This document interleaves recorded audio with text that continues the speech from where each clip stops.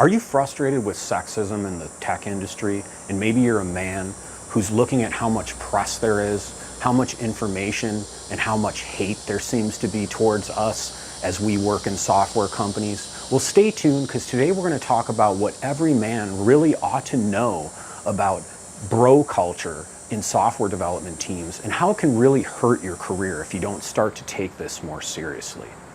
Hi, I'm Jamie Edwards, and I help software development teams and software companies to do a better job releasing their software, understanding what their customers want, and having an environment where people can be as creative and innovative as possible.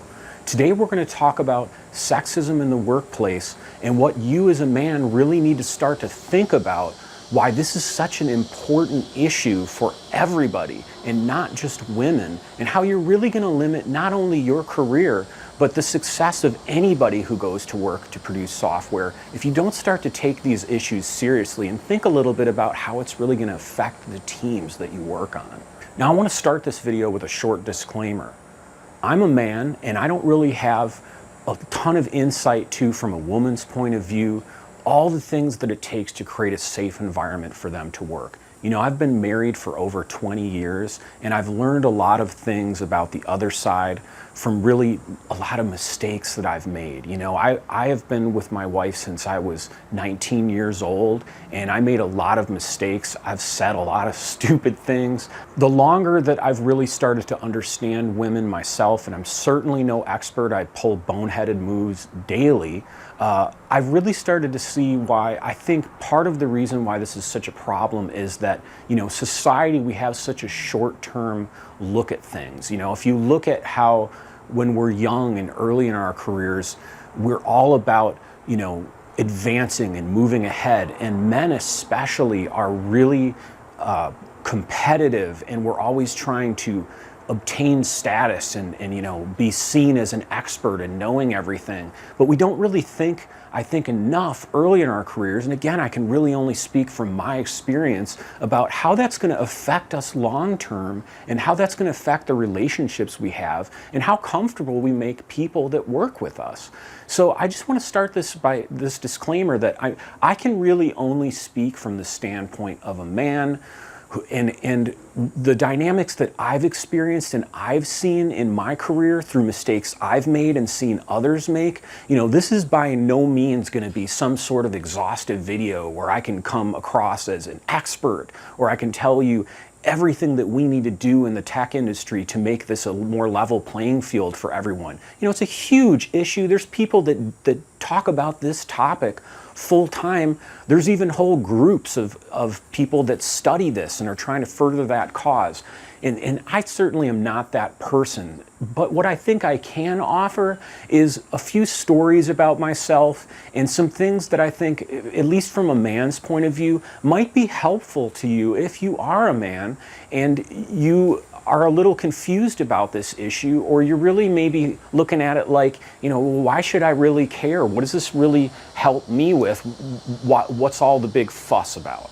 So hopefully you'll stick with me through this and keep an open mind, and I'm hoping, if anything, this might challenge you a little bit with how you look at the issue and start to think about it not just in terms of what do I have to do to make women more comfortable, but why is our workplace so toxic because of the way men treat each other when we work on software projects. The other thing I just want to say briefly here is the purpose of this video is really just to get you to think. You know, this isn't a video that's going to provide every solution out there. I certainly can't solve this problem myself.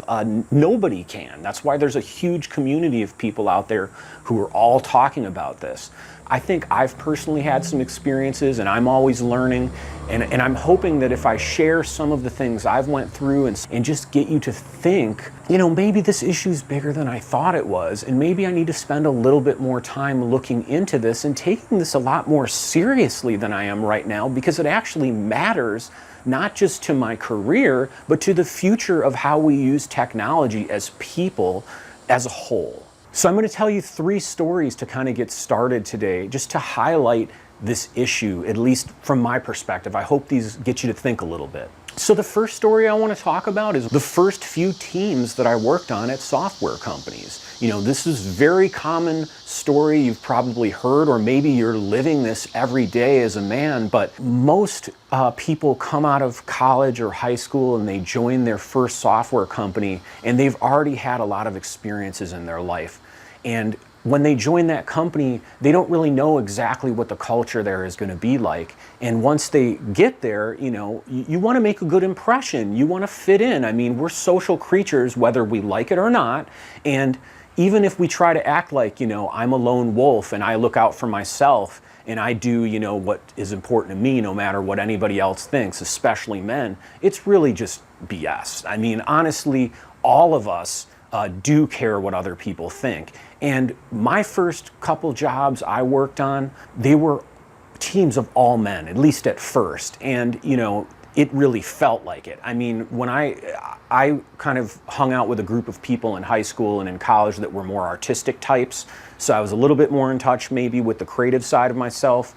I wasn't really a sports type of person, which is, not as typical maybe for your typical male. But when I joined my first couple teams, I was surprised to find that it really just felt like, the boys' locker room. I mean, honestly, people that I worked with said whatever they felt like. There was almost no censoring to it. I didn't really think about how it would affect women much yet because there weren't any women yet on my team. But I know I immediately got the impression that for me to feel like I was part of this team, I needed to kind of put up with people busting each other's balls, with making, very overtly sexual comments about women, being extremely, strong-willed about what you're saying. And there's really, the typical kind of masculine attitude of like, don't show any weakness, like everybody here needs to pretend like there's nothing going on wrong in our lives and we're perfect and flawless.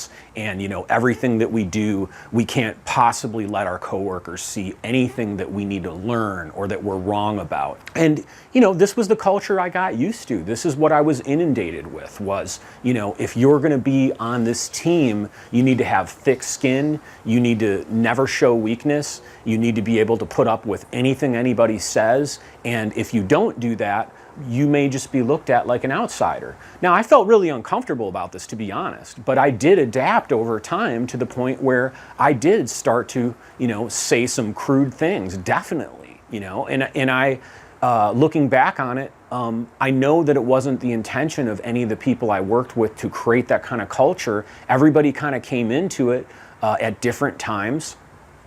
However, as my career went on, I started to realize that this was a real problem, especially once more women started to get onto the team, and especially as I got older and started to realize how much I really needed people. So that's the first story, which is really just the background of the first teams I was on, that they definitely had a bro culture, much of the way people treated each other, the way people were looked at for promotions, how much you fit in was really based on a masculine set of relationships and ideals and interactions. So the second story I want to talk to you about today is something that happened very recently, and I think it underlines this issue. My wife was in Boulder going to some yoga teacher training there, and she was in a class with a bunch of other women, and they were all learning to become yoga teachers. And it was a really cool retreat. She showed me all kinds of pictures when she came back.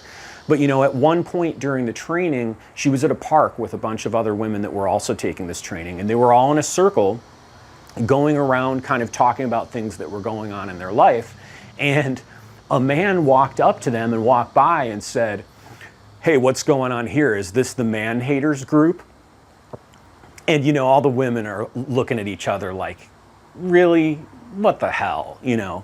Well, I think, when I think about the things that I've learned and experienced myself as I've gotten older and as I've started to get more in touch with how kind of toxic this bro culture is, one of the things that men don't often talk about, but that we experience all the time, is we don't support each other in communities very often.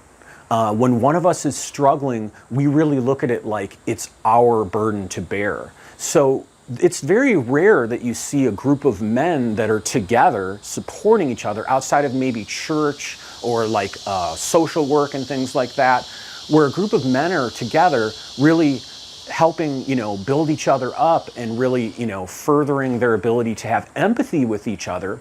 And so I think sometimes men that aren't used to that, they feel threatened by that when they see groups of women that are taking care of each other. And, this comment from this guy, I mean, there's a variety of reasons there's a variety of places where that's coming from, and again, if you're a woman, you're going to have much more insight to it than that. And I don't want to pretend that I have all the answers here. But what it made me think about as a man is, it's really sad that men, especially young men, were so uncomfortable and so insecure about ourselves and so under pressure to feel like we've got everything together that we literally feel threatened just by seeing a group of women, and we feel like we need to call them out on it and somehow accuse them of doing something against men, when, I mean, give me a break. It's a group of women together that are sitting in a park talking. To jump to that assumption, I think that really underlines that culturally, at least, for heterosexual males today, that self-identify as males, this is unfortunately still super prevalent in our culture. And it's something that I think we need to start to think about and try to understand, why is that the way it is, and should it still be that way? So the next thing I want to talk to you about is there's a really well-known author. She's got a PhD. She's done TEDx talks, tons of different things. Brene Brown, you may have heard of her. She is well known in many circles for studying shame and vulnerability, which are really topics people typically don't like to talk about. But she's had tremendous success. She's written many books. I've read this one here, Daring Greatly, which came out, I want to say 2 or 3 years ago.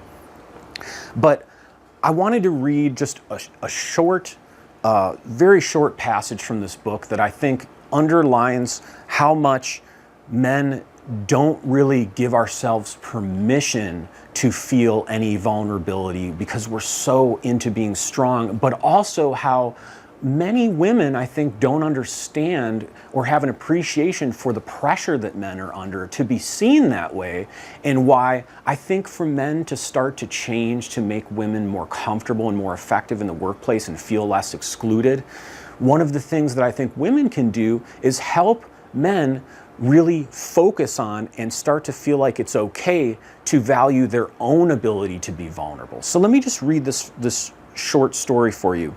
And hopefully I'm not violating any copyrights from Brene. I'll have to reach out to her and make sure this is okay, and I may have to take this out if it's not. But I think this section of this book is just excellent and underlines the point. This is straight out of the book. For the first 4 years of my study on shame, I focused solely on women. At that time, many researchers believed, and some today still believe, that men and women's experiences of shame are different.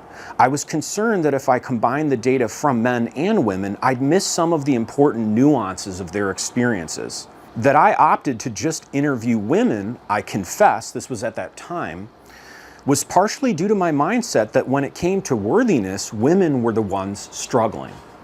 At some level, I also think my resistance was based on an intuitive sense that interviewing men would be like stumbling into a new and strange world. As it turns out, it was definitely a strange new world, a world of unspoken hurt.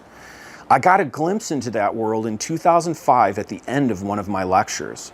A tall, thin man who I'd guess was in his early 60s followed his wife to the front of the room.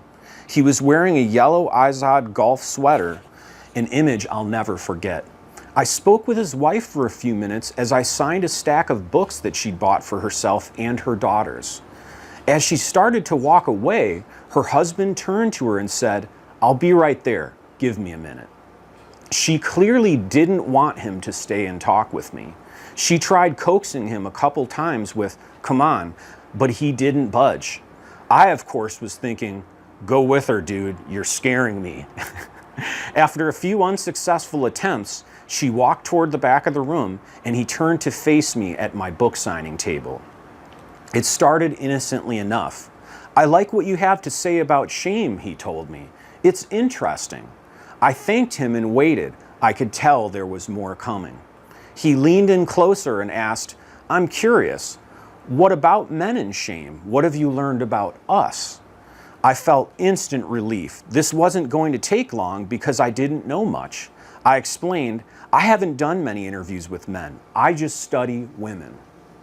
He nodded and said, well, that's convenient.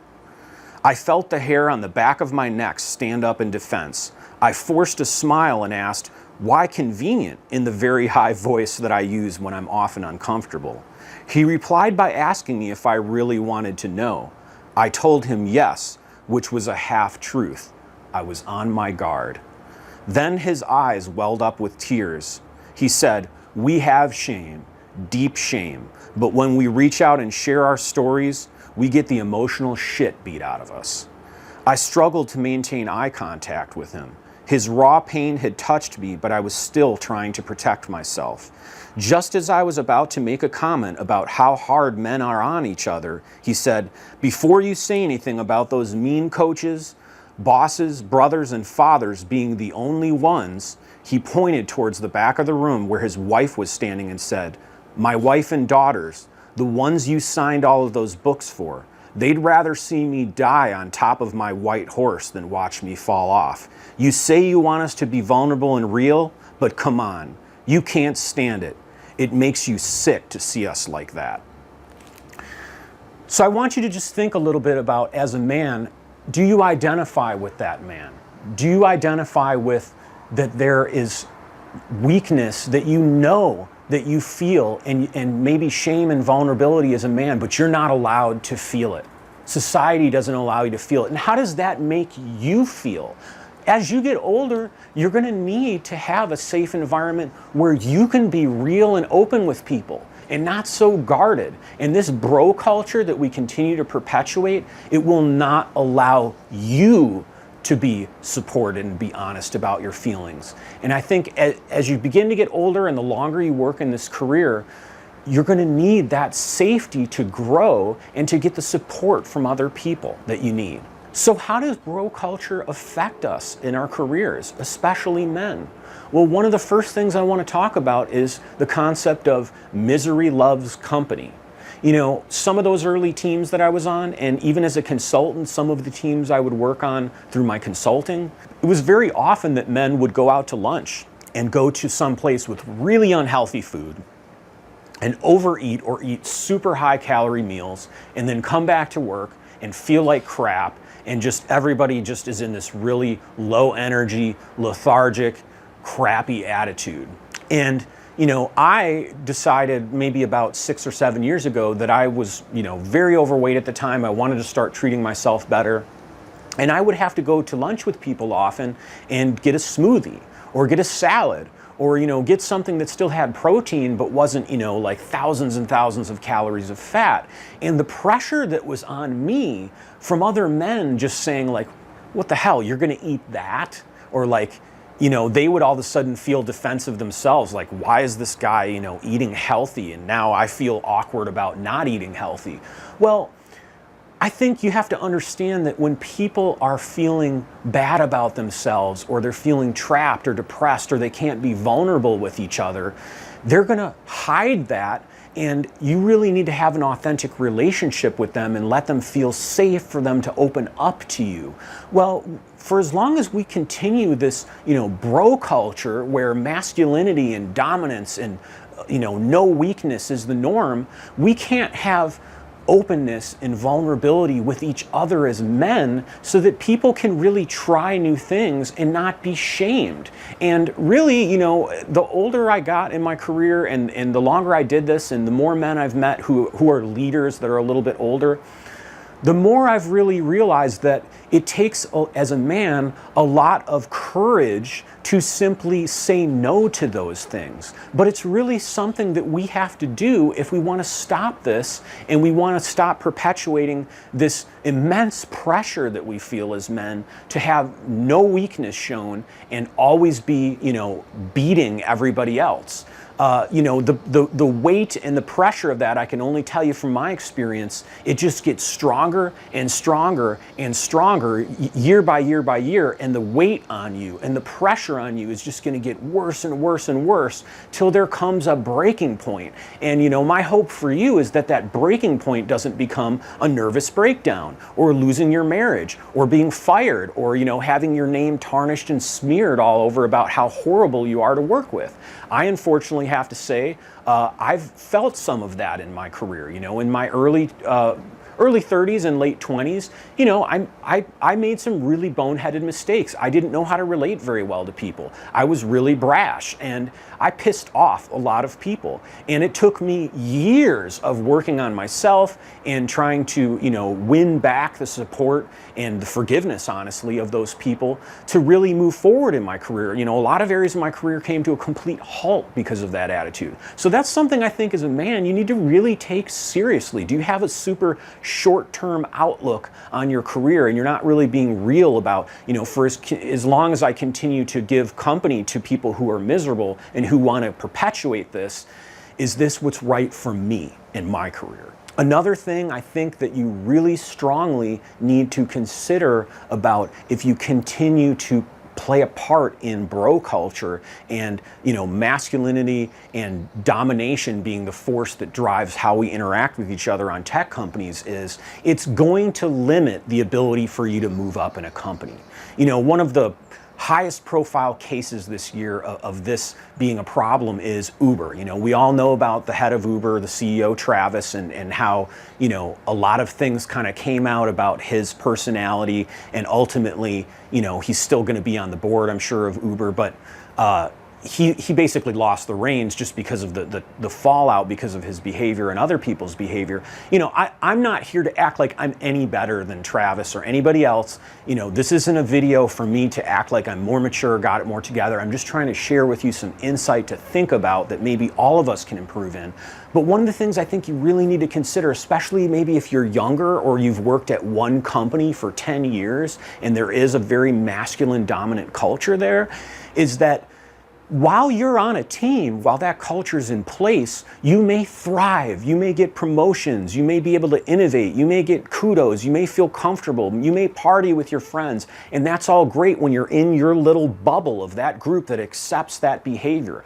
But the moment you go to a new company that doesn't tolerate that behavior, or they have a more inclusive, diverse environment, or you're at a company that begins to grow, like Uber and Google and many other companies like this, that behavior is no longer going to be tolerable, and you're actually going to prevent yourself from moving ahead. Because, at least in my experience, many of the leaders who stay as leaders and are looked up to by the entire organization at software companies have high emotional intelligence, not just intellect. They're able to understand, how do other people feel? What motivates them? How, when we treat people, does that affect how they think about themselves and feel? And how can we create an environment where people feel safe to innovate?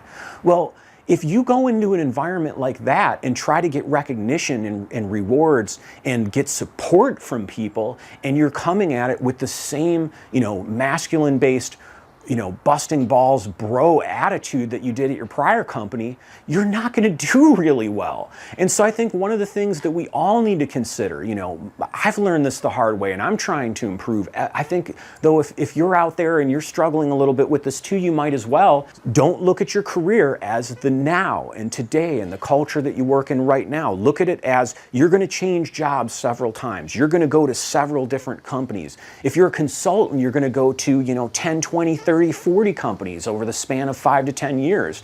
Well, for you to be effective at those companies and in those roles, you really need to start to have more empathy and really treat people the way that they need to, that will work for any type of person, regardless of their gender, and stop this competition first sort of domineering attitude, because it's really just going to prevent you from reaching the goals and the potential that you really have deep down inside, but maybe you've never been able to show anybody. Another thing to think about, which is really related to the previous point, is if you continue in your career to have this dominating competition-based, I know everything attitude to everybody, and say things that you don't think at all about how they're going to affect other people, eventually nobody is going to be very loyal, look out for, or care much about you.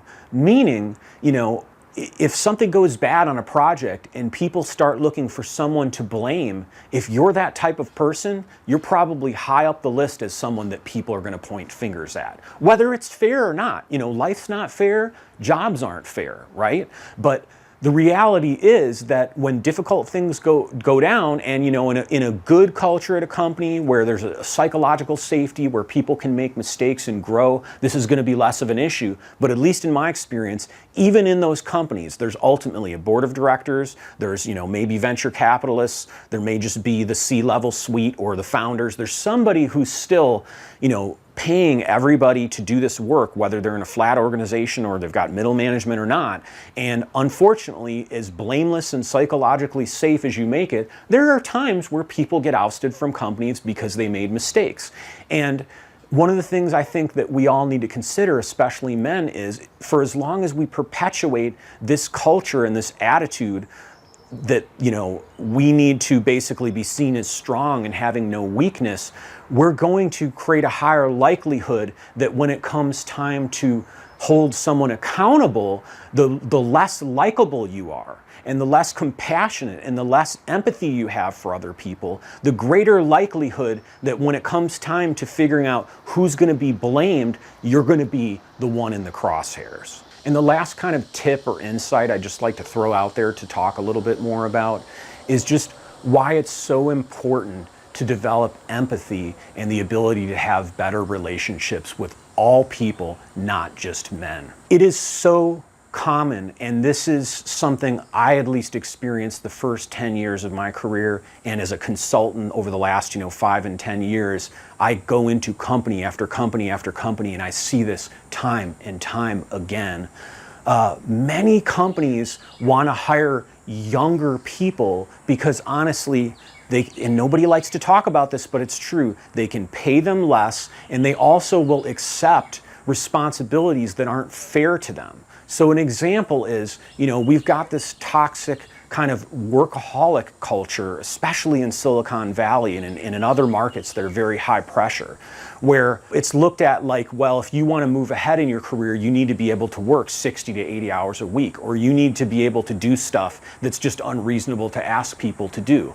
Well, if you as a man, are so worried about not being seen as weak that you are constantly compromising what is unreasonable to ask of you, and it's not sustainable to work 60 to 80 hours a week, then you're really perpetuating that behavior, and you're really telling management it's okay to burn people out. And you're actually dooming yourself at that company, because at some point, and I can tell you this from my own personal experience, at some point you're going to become tired from working that hard and from bending over backwards fighting fires and from working overtime, and you're not going to be able to keep up with that. And if you've been perpetuating that work-life balance unbalance, in my opinion, well, then you're really just inviting leadership to grab the next younger generation to replace you with somebody who will just as willingly compromise their health, their mental health, their behavior, their relationships, their sanity, their future, just to get quote unquote ahead. And there's so many leaders of big companies, the head of Snapchat and other people who are going to come out and talk about, well, if you want to make it ahead in this world, you need to work 60 to 90 hours, a week. And I just think it's BS.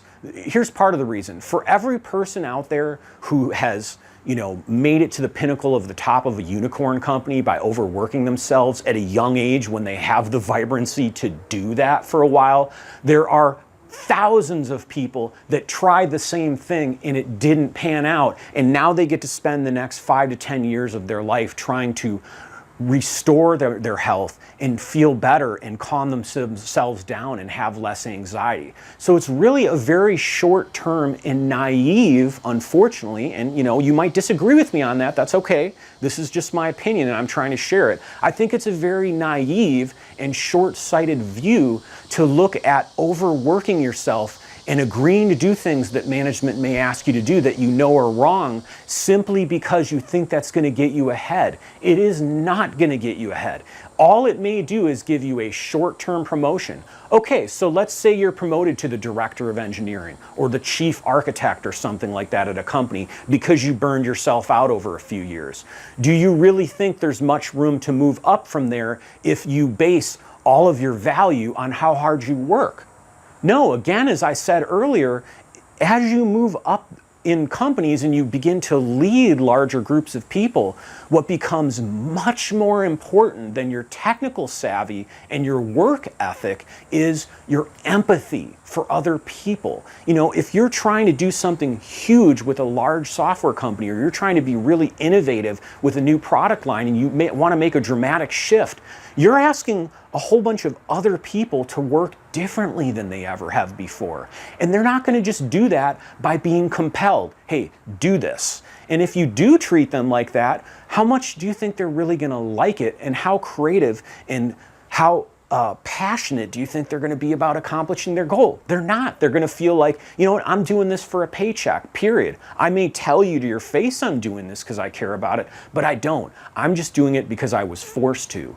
So if we're, as men, going to advance further in our careers and have a sustainable career, be able to develop software for 10, 15, 20 plus years and not burn ourselves out, I think we need to help the younger generation and also help ourselves and everybody that we work with to realize that this culture that we create, where we're not allowed to be vulnerable, we're not allowed to be seen as weak, overworking and agreeing to do things that are just wrong to expect of people, and sacrificing our health and our work-life balance is just the way it goes and how you move ahead in this career. It's just the most short-sighted, silly, unwise approach I think you can possibly have.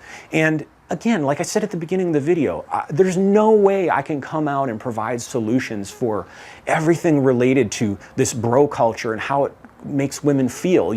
There are some really great resources you can find out there on Twitter. There's websites, there's women-only groups that are out there that are really trying to fix, the divide through a lot of different solutions they're trying to apply. They're trying to raise awareness, and I would really highly encourage you to kind of just do some easy searches and find some of those people and get some more information. But I hope if you're a man, this video maybe helps you think a little bit about how is this going to affect you in your career if you continue to feel like this is okay. And that's really what this whole video is about. So please give me a thumbs up below, subscribe to the channel if you haven't already, and I'll talk to you next time. Thanks.